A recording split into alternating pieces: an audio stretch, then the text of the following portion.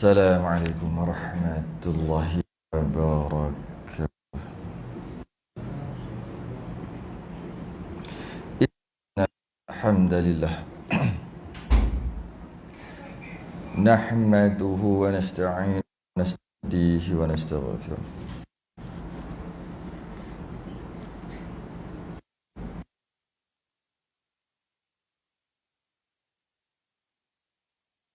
Min sayyiati a'malina. Man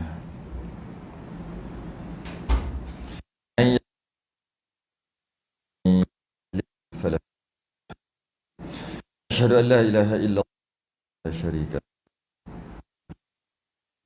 wa asyhadu anna 'abduhu wa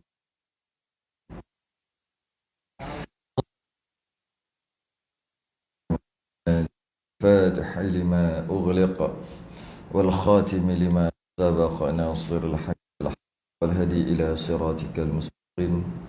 Sallallahu alaihi wa ala alihi wa ashabihi wa qadrihi wa darihil azim.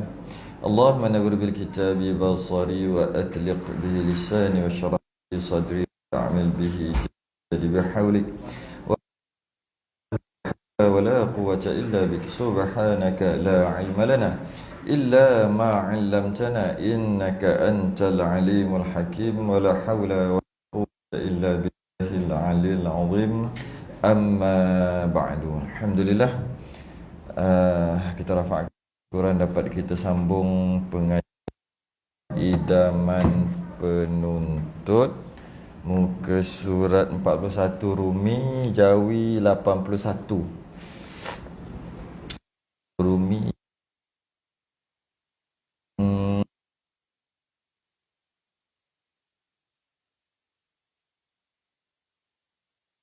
separuh dah lah, separuh dah. Yang membahaskan sujud tilawah di dalam semayang sebelum ni. Awal buku tu. Tilawah di dalam semayang. Yang orang kita panggil sujud sejadah. Yang tepatnya sujud tilawah. Sejadah tu ayat sejadah. Tapi sujud tilawah ada satu aja, iaitu sujud tilawah lah. Sujud kerana membaca ayat sajadah. Sujud tu nama sujud tilawah. Tilawah tu maksudnya baca. Jadi sujud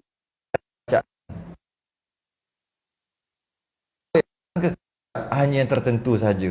Baca ayat Quran yang tertentu, habis satu ayat, maka habis satu ayat sajadah tu, namanya sunat sujud. Sujud tu namanya sujud tilawah, sama ada dalam sembahyang ataupun luar sembahyang. Dua-dua sunat.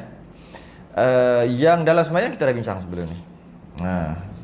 Dah habis dah rasa bab dalam sembahyang. Sujud tilawah di dalam sembahyang. Jika imam sujud, makmum wajib sujud sekali. Imam tak sujud, makmum tak boleh sujud. Yang kita dah bincang lepas kan. Jadi makmum tidak boleh, kalau yang kita kata makmum tidak boleh bertelingkah. Tu ayat yang dia pakai. Makmum tidak boleh dengan imamnya. Memang iaitu makmum tak boleh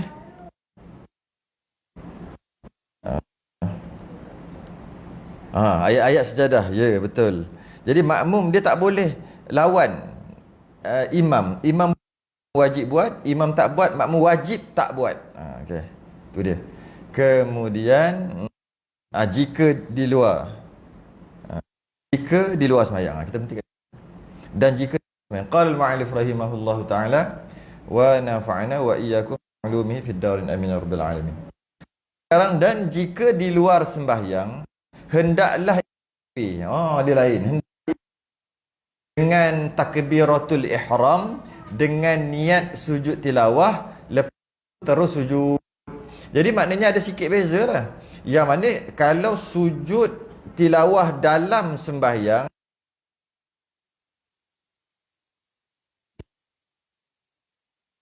dia lah takbir intiqalah.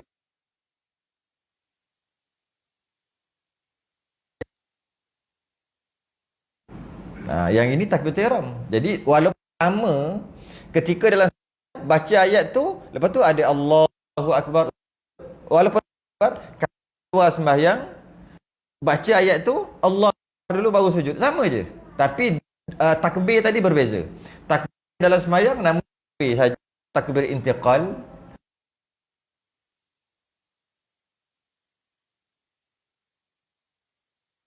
Yang ketika kita bersujud tu takbir sunat. Itulah maksud solat masih biasa. Jadi Allahu Akbar.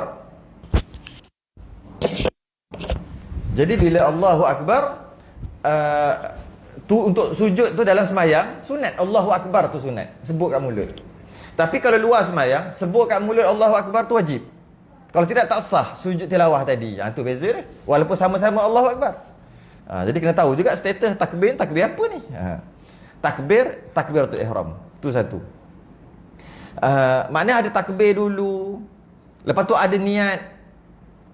Kalau dalam sembahyang pun kira ada niat lah tu. Kira macam nak sujud tu, sujud tilawah tu kira niat lah tu. Bukan niat semestinya usolli kan. Cuma niat lah, kalau tidak takkan turun buat apa. Mana ada orang turun tengah-tengah baca Quran dalam sembahyang tiba-tiba turun, mana ada. Tu turun apa? Ada niat lah nak turun tu.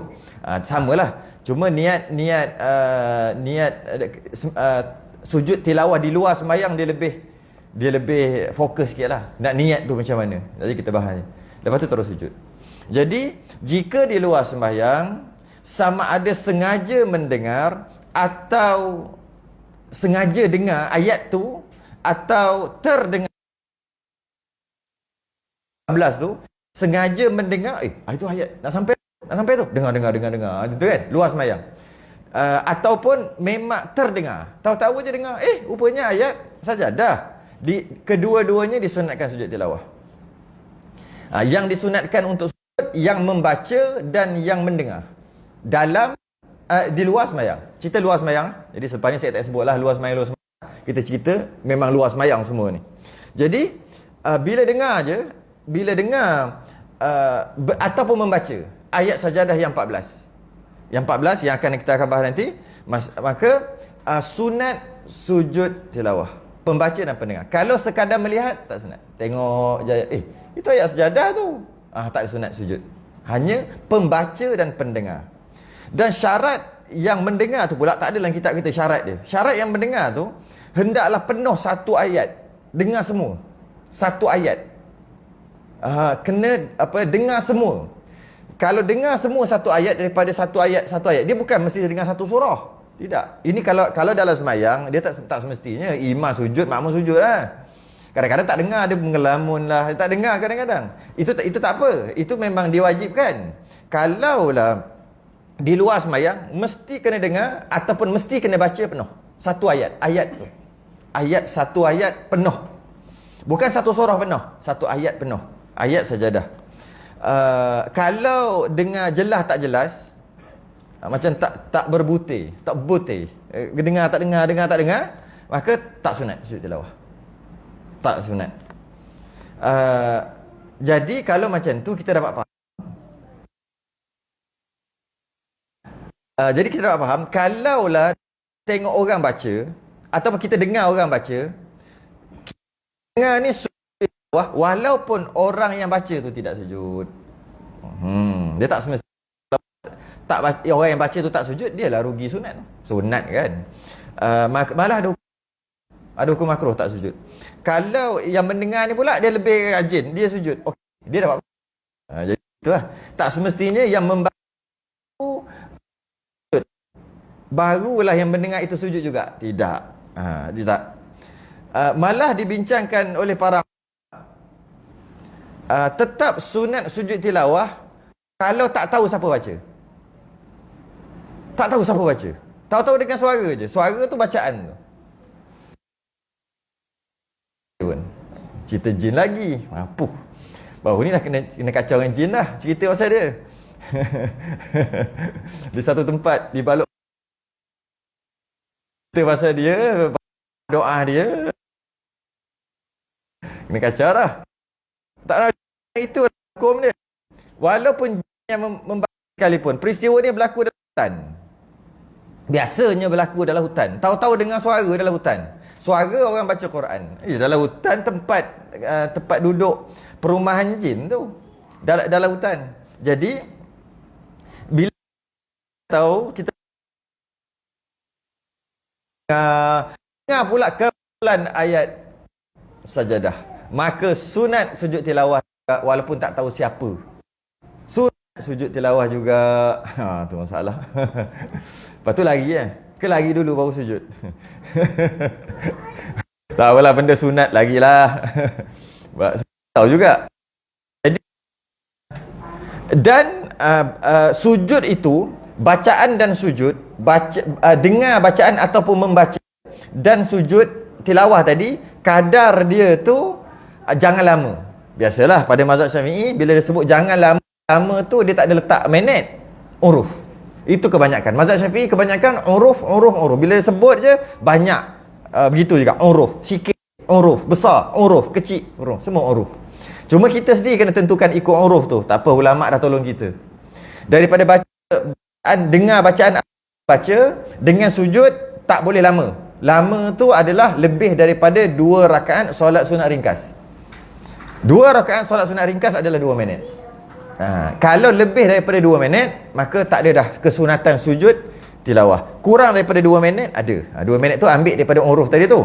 Jika ada orang kata uruf tu 5 minit, kita kena terima juga. Sebab dia bukan minit, dia uruf. Cuma kita, sebahagian ulama' tolong. Sebab kita tak tahu uruf. Uruf tu maksud apa panggil? Kebiasaan lah. Ramai kata lama dah baca baru nak sujud.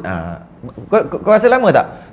Dengar bacaan sujud ayat sejadah tadi. Lama dah. Kau rasa tak? Lama dah. Kau lama. Semua pakat kata lama. Tu lah uruf kan. Tiba-tiba ada seorang kata, tak lama sangat lah. Baru seorang. Begitulah. Jadi tidak disunatkan untuk sujud tilawah jika dipisahkan oleh satu jarak waktu yang lama pula mengikut uruf. Kenapa penting perkara ni? Jika dah lama sangat, sujud tu tak dituntut lah. Buat juga, rugi lah, tak dapat pahala. Selesai. Jadi dia ada syarat-syarat. Dia ada syarat-syarat. Dia belum masuk syarat lagi. Dia sebut gitu je. Dia sebut takbiratul ihram dengan niat dan terus sujud. Dan pertama sekali, pada mazhab Syafi'i, sujud tilawah adalah seperti solat sunat. Martabat dia seperti solat sunat. Jadi kalau martabat dia sama solat sunat, apa sahaja yang wajib dekat solat sunat, wajib jugalah dekat dia. Apa yang wajib? Wuduk, wajib lah. Nak sujud je pun dalam luar sembahyang kan, wajib. Sebab dia sama macam solat sunat. Nutup aurat, wajib kan solat sunat? Wajib juga sujud tilawah. Suci daripada najis, wajib. Kena ada wuduk, wajib. Maksudnya suci daripada hadas kecil dan hadas besar. Menghadap kiblat, wajib. Apa lagi? Semua yang macam sembahyang sunat. Sembahyang sunat pula sama pula macam sembahyang fardu, sama je syarat dia kan. Maka semualah macam nak sembahyang, walaupun dia tak ada rukuk, tapi dia seumpama sembahyang. Walaupun ada mazhab lain yang kata tidak gitu. Kerana itulah tak boleh main sujud-sujud sebab jaringkan gol lah, tak boleh lah. Tapi ada yang buat, tengok rambut dia kerinting, mazhab Maliki. Apa saya nak sebut pemain bola saya tak reti. Belah-belah Morocco belah ni lah mazhab Maliki. Dia boleh sujud. Habis tu dia bukan sujud tu sujud syukur, dia kata tu sujud syukur, sama je sujud syukur pun. Sujud tilawah, sujud syukur sama je. Jadi apa sahaja sujud mesti kena ada macam sembahyang, syarat macam sembahyang. Tutup aurat dan sebagainya. Jadi itu sujud tilawah, baca ayat-ayat sajadah. Kemudian dia ada rukun. Dalam kitab kita dia sebut rukun dia takbir 1, takbiratul ihram 1, niat 2, sujud 3. Kalau yang sempurnanya dia ada 6. Pertama niat. Yalah, niat. Macam yang disebut tu lah, niat.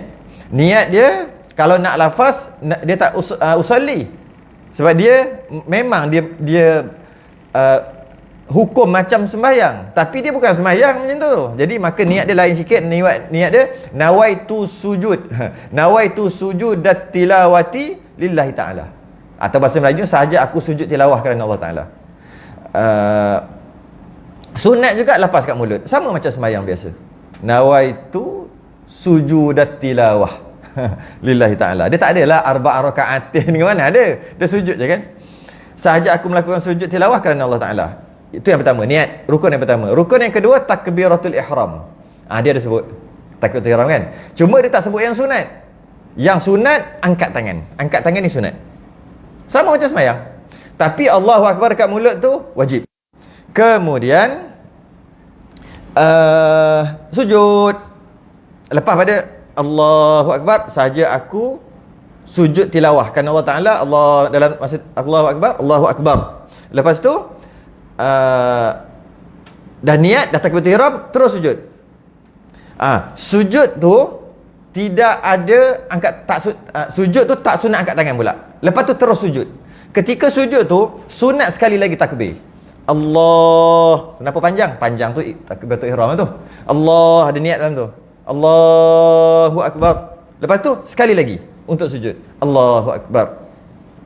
Untuk sujud sekali lagi tu ada bunyi, maksudnya sunat bunyikan kat mulut Allahu Akbar sekali lagi. Itu bukan takbiratul ihram, tu namanya takbir intiqalat lah. Takbir yang sunat. Yang mula-mula tadi takbir wajib. Masa tu tak sunat angkat tangan. Masa yang takbir kedua. Jadi Allahu Akbar, dah niat semua dah. Lepas tu Allah, terus sujud. Bukan Allah sekali lagi angkat. Kalau angkat tangan tak batal, tapi dua gerakan asing lah. Tambah satu lagi batal. 3 gerakan berturut-turut. 3 gerakan besar. Dia hanya ada takbir kat mulut, tak ada angkat tangan. Tidak ada angkat tangan. Okey. Kemudian sujud. Dia sama macam dalam sembahyang kan. Dalam sembahyang, lepas dah baca ayat sajadah tu kan sujud. Masa sujud tu ada Allahu Akbar kat mulut kan. Tapi tangan tak angkat kan? Ke ada yang angkat? Jangan. Kira 2 gerakan besar tu. Jadi jangan angkat tangan lah. Rasanya tak angkat, kita tak angkat tangan kot rasanya. Pagi-pagi Jumaat tu angkat tak? Ada orang angkat. Tahulah. Jangan angkat lah masa takbir tu. Masa apa ayat dia? Ayat terakhir tu, ayat 15 kan? Innama yu'minu bi ayatina alladhina idza dzukiru biha kharu sujadan wa sabbahu bihamdi wa hum la yastakbirun. Tu kan? Jangan angkat lah. Lepas tu Allah saja kat mulut. Angkat tak perlu. Allah saja kat mulut. Imam macam biasalah. Tu juga makmum pun sunat. Samalah. Cuma tak ada angkat tangan kat situ. Kalau angkat tangan dikira makruh lah sebab saja-saja bergerak. Bergerak dia panggil gerakan ajnabi, gerakan asing yang tidak disuruh. Macam tu juga kita nak cari juga yang lain yang ada kena-mengena, lebih kurang ada kena-mengena. Ketika dia beza sikit macam ni. Ketika kita imam tahiyat akhir, ni sembahyang biasa lah. Imam tahiyat akhir, makmum masuk. Baru Allah tahiyat akhir pun jadilah dia kata. Dapat juga tahiyat akhir jemaah lah juga, nanti tambahlah 4 contoh kan. Dia pun Allahu Akbar takbiratul ihram, saja aku solat isyak kan, Allahu Akbar makmuman. Imam kan tahiyat akhir, maka dia kena turun kan. Masa turun tu angkat tangan pun tak ada, dekat mulut pun tak ada Allahu Akbar. Dua-dua tak ada. Tu sikit beza lah. Lepas tu dia pun duduk baca tahiyat semua, imam bagi salam. Ketika imam bagi salam, dia nak tambah hal 4 ni, nambah rakaat. Masa naik tu tak ada juga Allahu Akbar kat mulut. Angkat tangan lagi lah tak ada. Sama. Dia macam mana? Dia macam mana yang disunatkan untuk takbir ni? Disunatkan untuk takbir apabila dia punya kaedah dia. Apabila kita melakukan gerakan rukun tadi, nak melakukan satu rukun ke seterusnya, yang mana rukun tu dia panggil rukun yang di-i'tibar, ataupun bahasa yang mudah dia, rukun memang ikut tertib rukun dia, maka kat situ ada Allahu Akbar. Contohnya dia berdiri, lepas baca Fatihah, baca surah, kan nak rukuk, maknanya lepas berdiri memang rukuk, sebab tu ada Allahu Akbar. Betul, sami Allahu liman hamidah, baca lain sikit lah. Lepas i'tidal apa? Sujud. Bila nak sujud, ada Allahu Akbar. Sebab apa? Sebab memang i'tidal, lepas i'tidal sujud. Lepas sujud, duduk di antara sujud. Sebab tu ada Allahu Akbar. Sebab Lepas sujud memang duduk di antara sujud. Begitulah. Tapi kalau orang baru masuk sembahyang, imam tengah tahiyat akhir, dia Allahu Akbar, takbiratul ihram mestilah wajib dah masuk sembahyang. Ada ke sembahyang lepas takbir terus duduk? Terus tahiyat? Mana ada? Ada tak sembahyang gitu? Lepas takbir terus tahiyat? Mana ada? Jadi kenapa tahiyat juga? Sebab imam tahiyat. Mana boleh kita nak buat sendiri? Maka dia dah lawan tertib sembahyang, tertib rukun fi'li, rukun perbuatan. Lawan kerana nak ikut imam, bukan lawan saya saja. Maka kerana melawan tu tak ada Allahu Akbar. Tu je. Kat situ dia. Kerana dia bukan tertib rukun yang sebenar. Dia terpaksa sebab arahan untuk imam. Macam tu imam sujud. Dia baru Allahu Akbar. Dia mestilah sujud. Maka mana ada lepas berdiri terus sujud? Lepas berdiri rukuk, dia kena langgar. Kena langgar kenapa? Sebab imam sujud. Mana boleh buat suka hati kita? Dah kita makmum. Maka nak sujud. Masa nak sujud tu tak ada Allahu Akbar. Dia senang aja. Senang aja. Nak tahu ada Allahu Akbar ataupun tidak. Ada Allahu Akbar ataupun tidak. Senang sahaja. Macam tu juga tahiyat nak kena masbuk. Dia sembahyang 4 rakaat. Imam dia dapat 3, nak tambah 1. Nak tambah 1 rakaat lagi. Lepas imam salam nak tambah 1 kan. Okey, ada Allahu Akbar tak naik? Guna kaedah yang sama. Ada ke tahiyat rakaat ketiga tahiyat akhir? Tak ada. Tapi kenapa buat juga? Terpaksa ikut imam. Okey. Ketika sujud ke duduk yang tahiyat yang terpaksa ikut imam tu, ada tak Allahu Akbar? Ada dah. Sepatutnya Allahu Akbar tu panjang sampai naik rakaat sujud rakaat yang ketiga makmum tadi tu. Imam dah rakaat keempat dah. Sepatutnya makmum daripada sujud yang ketiga, sujud yang kedua, rakaat yang ketiga, Allahu Akbar terus naik rakaat keempat. Tapi sebab imam tahiyat, kan? Imam tahiyat, dia kenalah tahiyat juga. Mana boleh dia nak lawan, kan? Jadi dia duduk tahiyat tu mana dia dah Allahu Akbar ketika bangun daripada sujud. Bila imam salam, dia dah tak ada imam dah. Imam dah salam, dah putus kan? Sekarang ni nak naik tu ada Allahu Akbar tak? Mana ada dah Allahu Akbar siap-siap tadi kan? Masa sujud. Senang aja. Sebab tak ada pun apabila lawan tertib sembahyang kerana mengikut imam, maka tak ada Allahu Akbar kat situ. Senang. Tak susah pun bab tu. Okey, jadi habis kat situ. Yang ketiga sujud. Allahu Akbar, sahaja aku sujud tilawah tadi, takbiratul ihram, lepas tu Allahu Akbar, biarlah ada tomak ninah sikit lah, 1 saat lebih kurang. Lepas tu Allahu Akbar sekali lagi, sujud tak ada angkat tangan. Lepas sujud tu ada sunat bacaan. Baca dia ada tak? Dia sebut, bacalah terus. Sunat baca sajada wajhiya lillazi khalaqa warahu wa syaqqa sam'ahu wa basarahu bihaulihi wa ahsanul khaliqin. Sunat baca tu dalam sujud, maksud dia ada maksud? Tak ada maksud. Maksudnya sajada wajhiya lillazi khalaqahu, aku telah sujud wajah aku kepada Allah, khalaqahu yang menciptakan, wasawwarahu yang membentuk rupa, wa syaqqa sam'ahu yang membuka pendengaran, wa ni sikitlah. Para ulama malah dalam Quran sekalipun ada bila nak sebut tentang pendengaran dan penglihatan dimulakan dengan pendengaran dulu tu, wa syaqqa sam'ahu wa basarahu. Dalam Quran pun juga begitu. Bila sebut penglihatan dan nak cerita pasal tengok dan dengar, akan dimulakan dengan dengar dulu. Maka ulama kaji, kenapa dalam Quran ada gitu? Kerana Nabi pun ada sebut gitu. Malah bacaan-bacaan pun ada sebut pendengaran dulu baru penglihatan. Yelah, kalau kita kata alah apa masalahnya sebut mana-mana dulu kan? Ada dalam Quran mukjizat.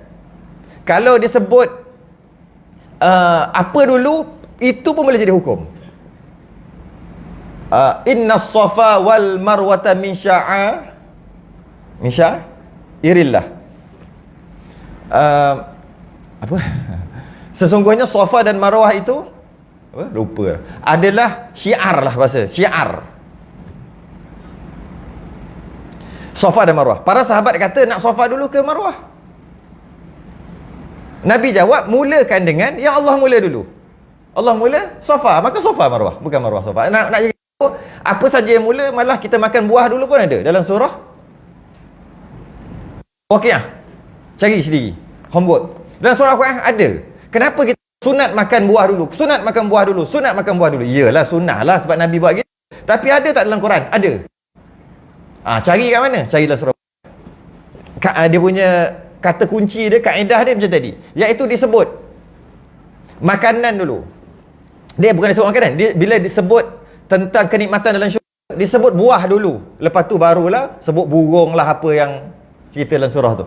Maka bila sebut buah dulu, makan buah dulu, maka sunat makan buah dulu kalau kita nak makan. Ada mukjizat, semua boleh pakai.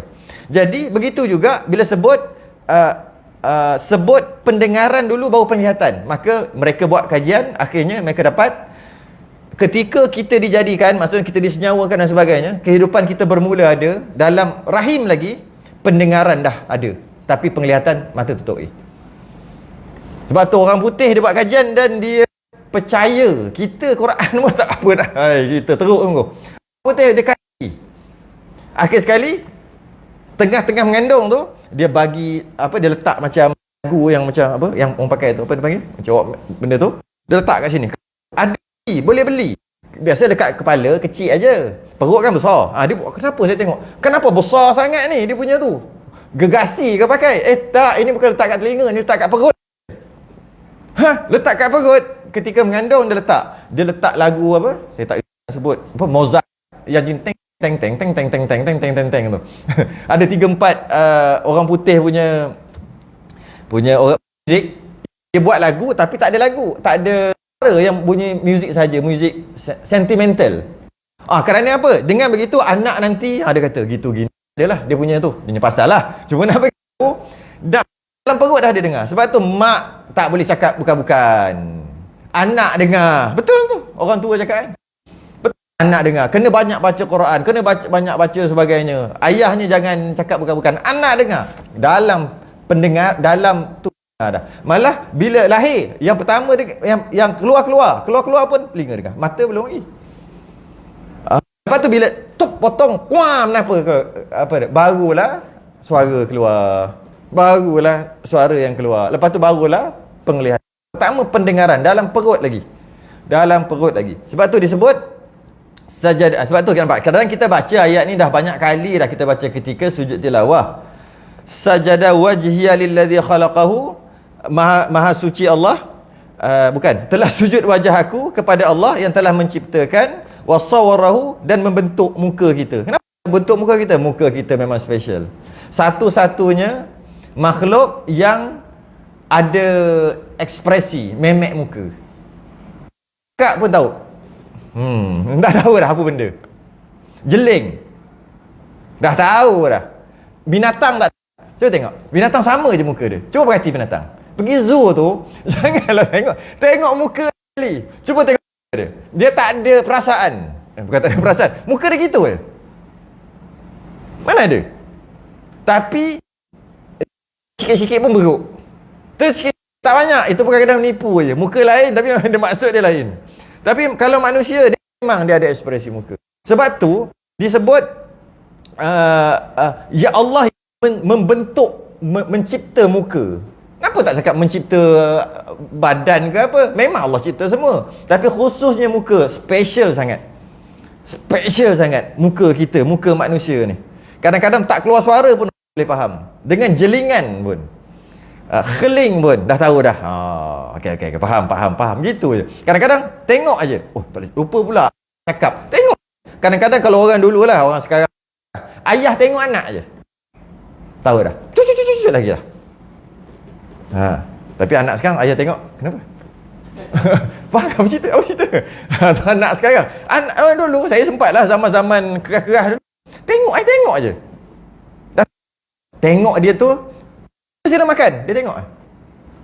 Maksudnya makan ataupun ambil sikit ataupun jangan makan, dah faham dah daripada dia tengok aje. Makan tengok bunyi motor dia tahu tutup dah lari dah, tutup TV dah. Tu dulu. Mendengar bunyi motor dia. Sekarang tolong ambil remote. Tu sekarang. Tolong lagi. Sajada wajhiya lilladzi khalaqahu wa sawwara, yang mencipta muka kita, yang membentuk. Wasyaqqa sam'ahu, dan membuka pendengaran serta penglihatan. Pendengaran disebut dulu, dan penglihatan. Bihaulihi wa quwwatihi, dan dengan daya dan dengan kekuatan. Bihaulihi wa quwwatihi, dengan daya dan dengan kekuatan Allah. Fatabarakallahu ahsanul khaliqin, maha apa dia panggil? Maha berkat Allah. Berkat tu sebaik-baik pencipta. Sebaik-baik pencipta manusia. Sujud tu. Ketika sujud, sunat baca yang itu. Jadi dalam sujud itu sunat baca, lepas itu bangkit memberi salam. Okey. Dah berapa dah tadi? Maknanya satu ni.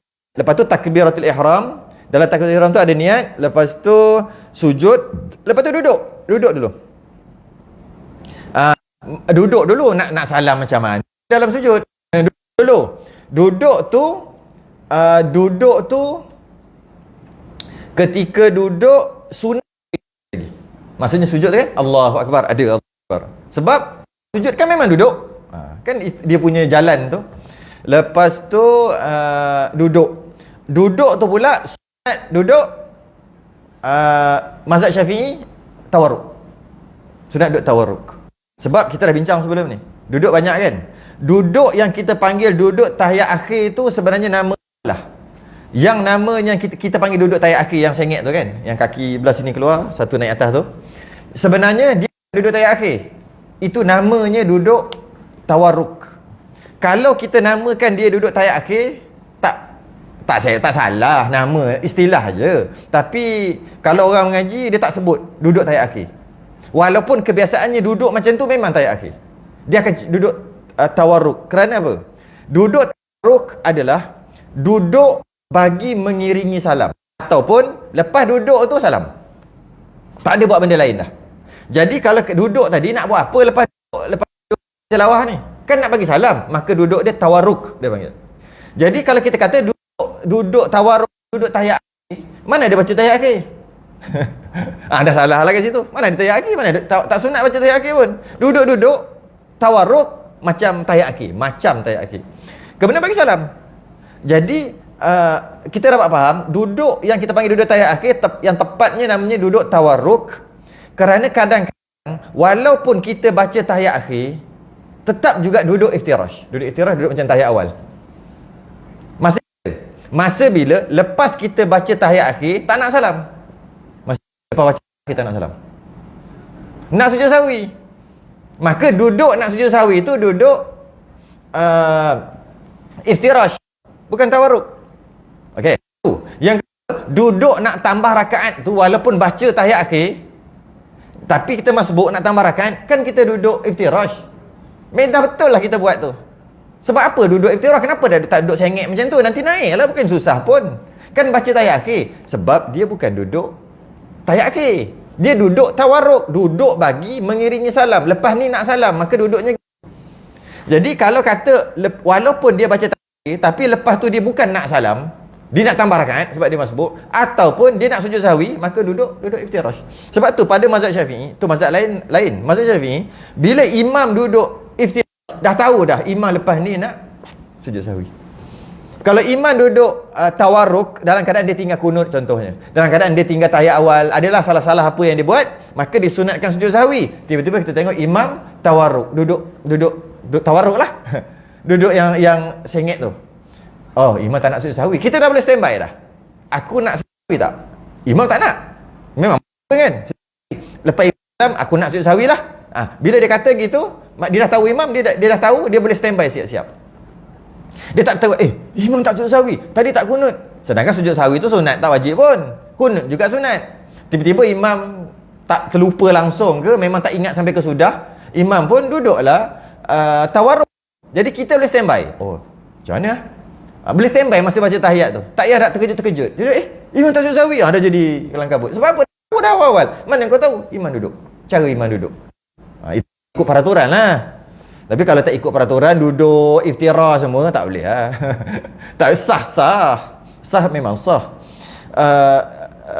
Kita boleh tahu. Jadi apabila imam tak sujud, kita boleh standby nak sujud. Kerana makmum, apabila imam buat salah apa-apa sekalipun, yang menyebabkan sunat sujud sahwi kerana salah imam bukan salah makmum, makmum tetap sunat sujud sahwi juga. Sunatlah juga. Walaupun bukan salah makmum. Walaupun makmum sempat baca kunut. Sama ada kunut pendek ke atau kunut panjang ke, sempat baca kunut dan terus kejar imam. Makmum kata, aku tak nak sujud sahwi. Imam tak sujud sahwi. Aku tak nak sujud sahwi.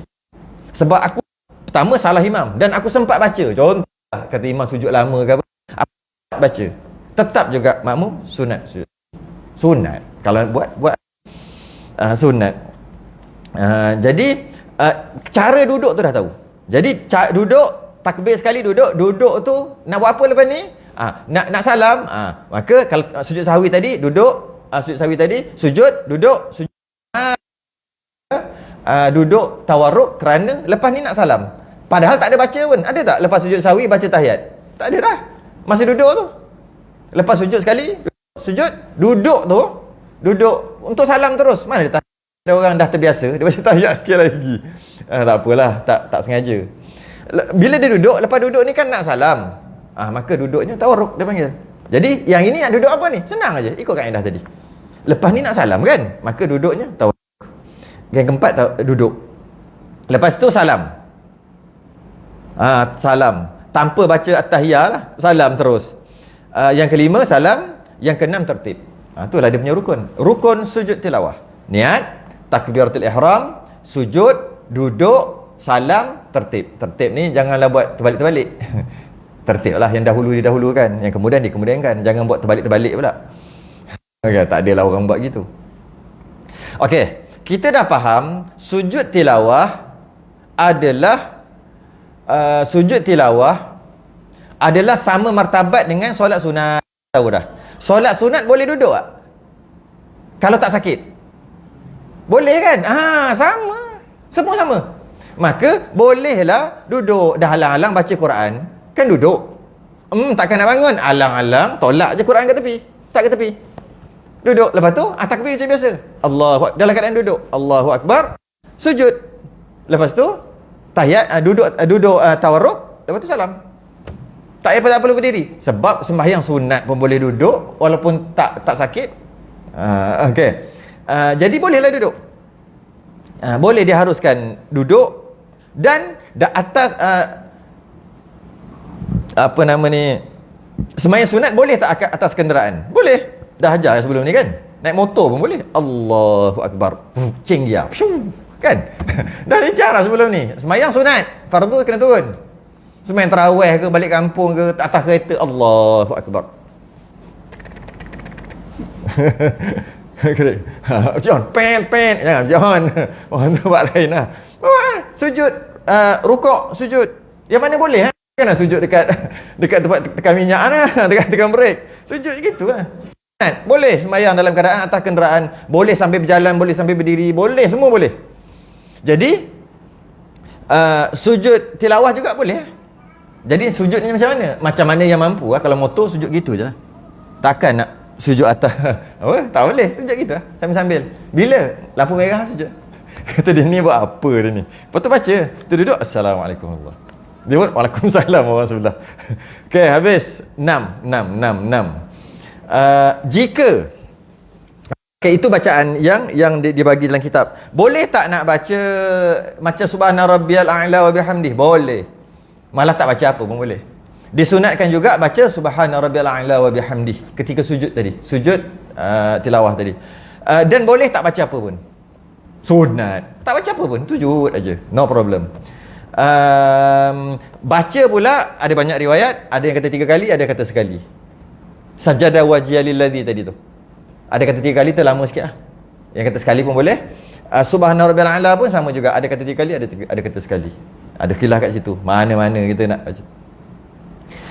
Kalaulah tak nak baca, malah nak baca, macam tak nak sujud lah, senang cerita. Dalam keadaan baca ayat-ayat sejadah ni, maka disunatkan membaca zikir subhanallah walhamdulillah wala ilaha illallah wallahu akbar. Sunat tambah lagi wala haula wala quwata illa billahil azim 4 kali bagi mengelakkan makruh. Sama je lah. Sama juga solat tahiyatul masjid. Masuk kan sunat tahiyatul masjid, malas nak duduk terus. Subhanallah alhamdulillah wala ilaha illallah wallahu akbar 4 kali, semua 4. Dia gitu lah. Sunat untuk bagi mengelakkan makruh tadi. Baca zikir tu. Okey, bunyi dah. Ayat sedadahnya apa? Ada cerita panjang. Ni dia ayat sejadah. Saya sempat cari maksud ayat 14 ni. Tu je sempat tadi buat. Lebih-lebih tak sempat. Kenapa saya cari makna ayat yang 14 ni? Kita nak tengok kenapa sujud. Kenapa namanya ayat sejadah? Sebab tu saya cari. Yang pertama, ayat sajadah itu ada 14 tempat di dalam Quran. Kalau Quran sekarang ditanda kubah. Kubah dia panggil macam tu. Tu. Kubah lah. Ada tanda kubah. Ada tanda kubah. 14 dalam Quran. Pertama, sebelum kita tengok ni, saya akan baca dia punya terjemahan-terjemahan sekejap lagi. Kita akan dapat nampak hikmah pengkhususan sujud pada ayat-ayat tertentu. 14 tempat tadi tu, 14 dia panggil ayat-ayat sajadah tadi tu, dia merupakan pujian bagi mereka yang bersujud. Cerita tentang ayat tu pujian bagi mereka yang bersujud dan celaan bagi mereka yang tidak bersujud. Kadang ayat terang-terang, kadang-kadang ayat tu ayat secara isyarat. Tapi memang ayat 14 tadi tu semua pujian bagi kita, para nabi ke, para siapa-siapa yang sujud dalam ayat tu. Maka sebab itulah bila mereka sujud, kita sujud juga. Gitu. Jadi macam tu juga ada cerita tentang tak nak sujud. Maka oleh kerana tak nak sujud, ayat sejarah ni tak nak sujud, kata ada orang yang tak nak sujud, maka tak apa, dia tak nak sujud, kita sujud. Tu ada dua maksud. Kerana tu disunatkan ada sujud tilawah tu dalam 14 ayat tadi tu. Dan pernah Nabi dia cuba nak bagi faham pada kita tentang sujud ni. Dia kata apabila anak Adam membaca ayat sajadah yang 14 ni, lalu dia sujud, maka syaitan akan jatuh sambil menangis. Jatuh lembik, menangis. Sebab apa? Dia kata celaka aku, kata setan ni. Anak Adam disuruh sujud, maka dia sujud, maka dia mendapat syurga. Aku disuruh sujud, tetapi aku menolak untukku, maka untukku neraka. Setan. Kata setan gitu. Jadi sujud lah. Itu hikmah pengkhususan sujud pada ayat sajadah. Ada 14. Dua tempat dalam suratul Haji. Bagaimana di atas tu, dia dah sebelum ni kan, dah cerita dah sebelum ni. Oh iyalah tu ayat dia tu. Kita dah bincang sebelum. Ada dua dalam surah Al-Hajj, ayat 18 dengan ayat 77. Saya baca terjemahan. Sesungguhnya Allah, surah Al-Hajj ayat 18. Sesungguhnya Allah tetap melakukan apa yang dirancangnya. Cerita tentang pasal sujud sebelum tu. Pasal mereka tak mau beriman dan sebagainya. Akhir sekali surah Al-Hajj ayat 18, sesungguhnya Allah tetap melakukan apa yang dirancangnya. Takutnya kita sujud. Itu sunat satu. Yang kedua, surah Al-Hajj ayat 77. Wahai orang beriman, rukuklah, sujudlah dan beribadahlah kepada Tuhan kamu, serta kerjakan amal-amal kebajikan supaya kamu berjaya. Kan tu? Wahai orang beriman, rukuklah dan sujudlah. Maka ayat Al-Hajj ayat 77, surah Al-Hajj ayat 77 disunatkan sujud. Sebab ada suruhan untuk rukuk dan sujud. Tapi kita tak rukuk, kita sujud aja. Sujud tilawah. Yang ketiga, satu tempat di akhir suratul A'raf. Bukan A'raf tu, A'raf tu. A'raf.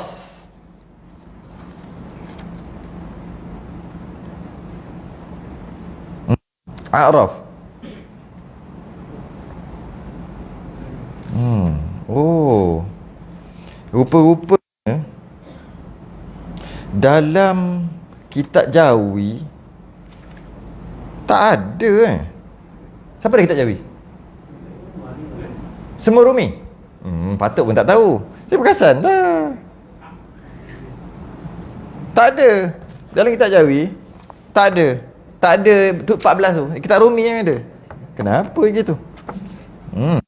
Surah A'raf tu bukan A'raf. Surah mana? Surah A'raf. Surah A'raf ayat 206.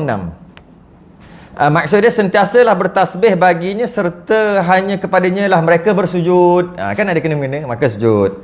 Yang keempat, kemudian satu tempat di suratul Ra'di iaitu ayat 15. Dan kepada Allah jualah sekalian yang ada di langit dan di bumi sujud, sama ada dengan sukarela atau dengan paksa.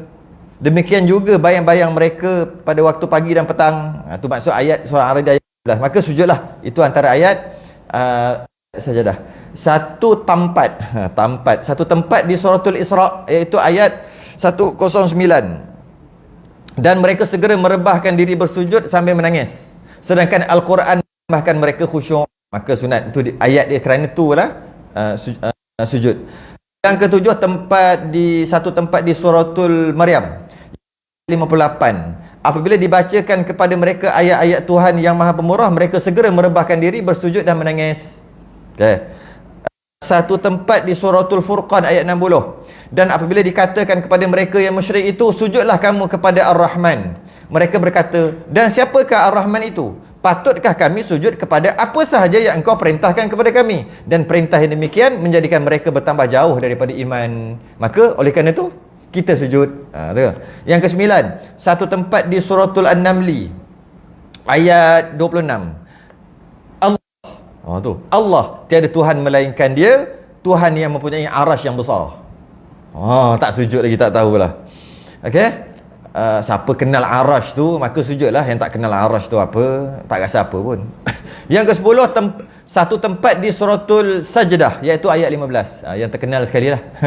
Yang kita baca pagi Jumaat. Surah As-Sajdah ayat 15. Sesungguhnya yang benar-benar beriman kepada ayat-ayat kami hanyalah orang yang apabila diberi peringatan dan pengajaran dengan ayat-ayat itu, mereka segera merebahkan diri sambil bersujud dan menggerakkan lidah serta bertasbih serta memuji Tuhan mereka, dan mereka pula tidak bersikap takabur. Okey. Ayat yang ke-11, satu tempat di suratul Fussilat ayat 38. Oleh itu jika mereka tetap menyombong diri kerana malaikat-malaikat yang ada di sisi Tuhan, tetap bertasbih kepadanya pada waktu malam dan siang, bahkan mereka tidak pernah jemu sujud. Yang ke-12, satu tempat di suratul An-Najmi ayat 62. Maka hendaklah kamu bersujud kepada Allah dan beribadatlah. Sujud juga. Yang ke-13, satu tempat di suratul Insyiqaq iaitu ayat 21. Dan apakah pula balasannya apabila dibacakan Al-Quran mereka tidak mahu taat dan sujud? Okey. Yang ke-14 terakhir, satu tempat di suratul Iqra ayat 19, ayat terakhir ni kan. Dan sujudlah serta dampinglah dirimu kepada Allah. Apa? Wasjud, kan? Sujud dan dampinglah.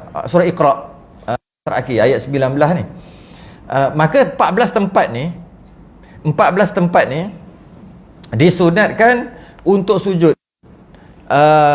dalam sembahyang atau luar sembahyang. Kalau dalam sembahyang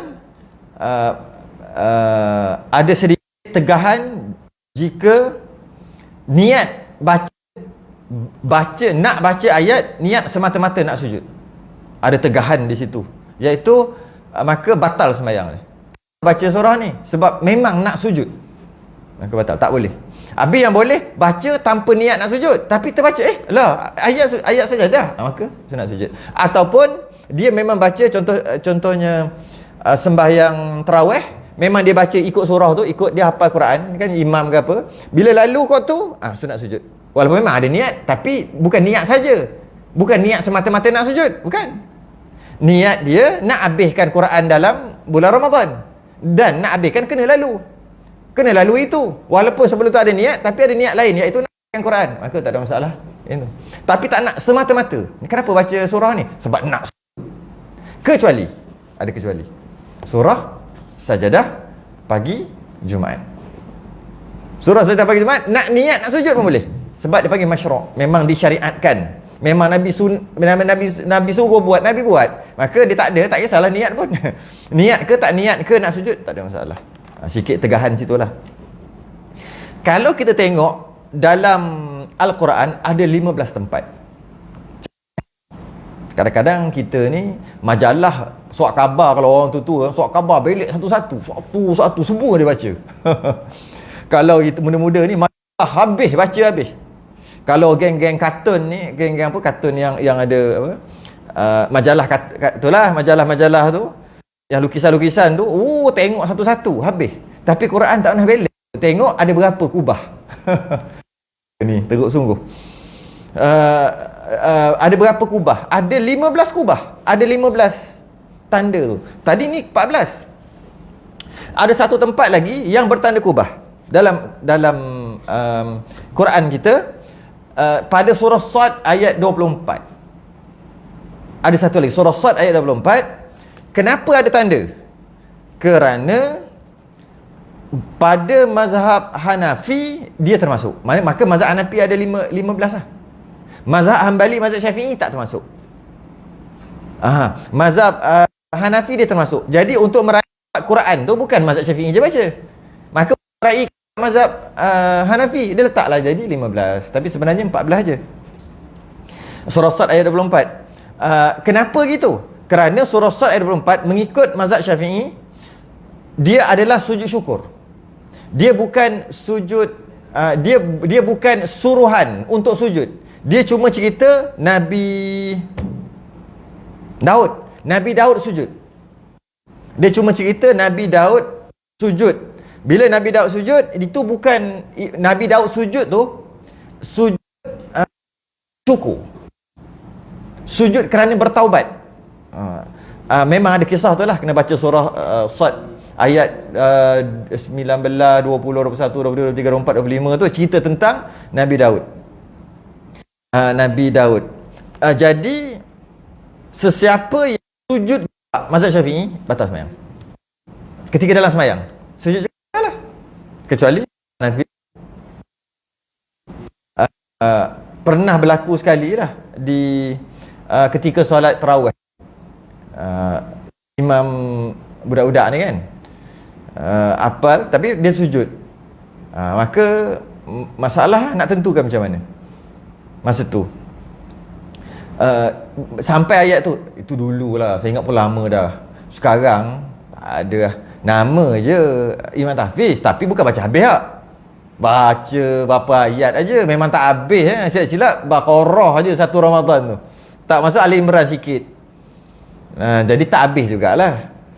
Tapi dulu kalau habis sungguh. Habis sungguh. Kalau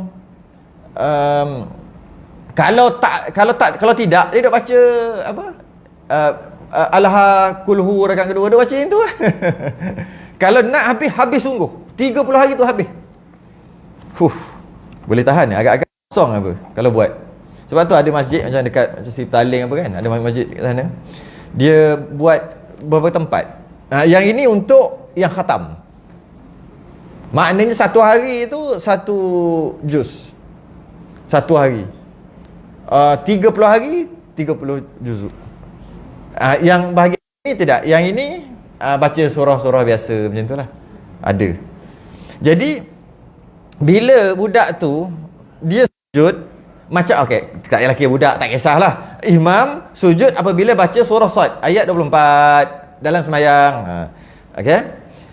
Jadi makmum tadi ni, makmum mazhab Syafi'i ni, cerita mazhab Syafi'i ni.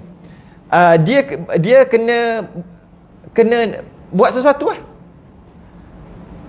Sebab perbuatan itu membatalkan sembahyang. Dia mufaraqah, standard, bercerai. Jangan duk bercerai sangat itu yang dia bercerai selamat. Tak sujud dan mufaraqah. Tapi itu adalah pilihan terakhir. Tapi bolehlah kalau nak buat. Yang kedua boleh buat. Dia kena kata imam tu batal ke tak? Pegangan dia tu batal ke tak? Apabila orang baca surah ayat ni dan dia sujud, batal kecuali dia tak sengaja. Adakah orang sujud tak sengaja? Katalah tak sengaja, tak batal. Ataupun jahil, tak batal juga. Jadi makmum tadi kena letakkan. Sekarang apa? Imam apa sekarang ni? Imam jahil. Bila imam jahil, maknanya tak batal. Imam tak batal. Maka makmum tadi boleh lagi jadi makmum. Duduk diam-diam kat situ. Tapi makmum tak boleh sujud. Jadi kalau dia kata makmum imam jahil, imam tak tahu. Dia kata imam tak tahu, Imam tak tahu tu. Bila tak tahu tak batal, memang tak batal. Okay. Makmum tadi dia teruskan sembahyang dengan maksud dia duduk diam-diam, tapi makmum tak boleh sujud. Makmum yang sujud batal makmum. Imam tak batal. Sebab imam jahil. Makmum tahu, tahu ni. Kecuali makmum pun tak tahu juga. Sama-sama lah imam tu. Okey, jadi macam mana nak buat? Duduk diam je lah. Bila imam bangun balik, terus ikut aja. Terus ikut. Sama juga. Oleh kerana imam buat perkara yang membatalkan tapi tak batal sebab imam tak tahu, maka imam sunat sujud sahwi. Sunat, tak wajib. Jika imam tak nak sujud sahwi, tak apalah. Makmum sebelum salam sunat sujud sahwi, sunat juga. Sebelum makmum salam, selepas imam salam. Selepas imam salam, sebelum makmum salam, sunat sujud sahwi. Walaupun makmum tak salah. Samalah macam tadi. Kalau tak sujud pun tak apalah. Itu cara dia lah. Jadi okey, yang terakhir. Kenapa ayat 24 ni, surah Sad ni ada khilaf. Katanya sujud ayat sajadah, ada sebahagian kata sujud syukur 14 dengan 15 ni. Kenapa ada khilaf? Cerita tentang Nabi Daud. Sesungguhnya dia telah berbuat zalim kepadamu. Ini kena tafsir betul-betul ni dalam ayat Quran ni. Nabi Daud zalim pula kan? Sesungguhnya dia telah berbuat zalim kepadamu dengan meminta kambingmu itu untuk ditambah kepada kambingnya. Dan sesungguhnya kebanyakan dari orang-orang yang bersyarikat itu sebahagian daripada mereka yang berbuat zalim kepada sebahagian yang lain, kecuali orang-orang yang beriman dan mengerjakan amal soleh, dan amat sedikit mereka ini. Itu ayat surah Sad ayat 24. Itu dia. Maka dan Daud mengetahui bahawa kami mengujinya, maka dia meminta ampun kepada Tuhannya dan tersungkur sujud dan bertaubat. Itulah surah Sad ayat 24. Kisah yang benar ni versi. Saya cari memang versi. Saya cari lama juga. Makan tahun cari. Banyak versi cerita Nabi Daud. Apa benda ni? Cerita kambing lah, ambil kambing lah. Lepas tu pula Nabi Daud tu zalim lah. Pastinya bukan maksud zalim tu zalim lah. Adalah maksud tu. Dan apa Nabi Daud tahu salah lah sebagainya. Saya jumpa beberapa riwayat, tapi berhati-hati dengan riwayat yang kita jumpa. Nabi Daud, yang riwayat tu ada Nabi Daud, dia ada 99 ekor kambing. Bukan gini, kisahnya gini. Nabi Daud, dia duduklah kat tempat. Nabi Daud kan raja. Datang orang berbalah, 2 orang. Seorang ni kata, aku ada seekor kambing, tapi dia ambil. Dia ni kata, aku ada semua ni kambing aku. Dia dah ada 99 ekor kambing. Tiba dia ambil kambing aku yang aku ada seekor aja. Sebab bila kambing ni seekor, dia akan pergi kat kawan-kawan dia ramai. Lepas tu dia mengaku dia punya. Sedangkan dia dah ada 99. Dan dia mengaku yang tu dia punya. Kemudian seorang dia kata itu aku punya. Yang sebenarnya tak, itu aku punya. Maka mereka berbalah. Nabi Daud pun bagi keputusan. Nabi Daud bagi keputusan. Dengan Nabi Daud bagi keputusan, itulah kisah ini. Maka ada kisah yang berhati-hati dengan kisah tu, iaitu dia kata kisah yang paling dipanggil Israiliyat. Dan tersebar banyak kisah-kisah ni. Nabi Daud ada 99 orang isteri. Pernah dengar cerita? Tak pernah? Ada. Hati-hati, jangan percaya tu. Israiliyat tu.